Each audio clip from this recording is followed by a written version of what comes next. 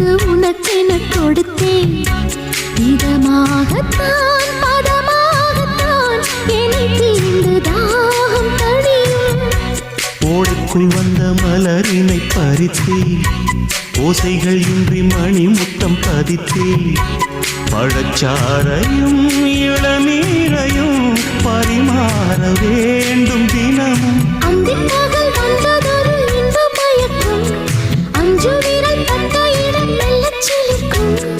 எங்கெங்கே தொட்டாலும் அம்மம்மா உற்சாகம் அங்கங்கே உண்டாகும். வா கன்னத்தில் கன்னம் வைக்க ஒத்துக்கு ஒத்துக்கு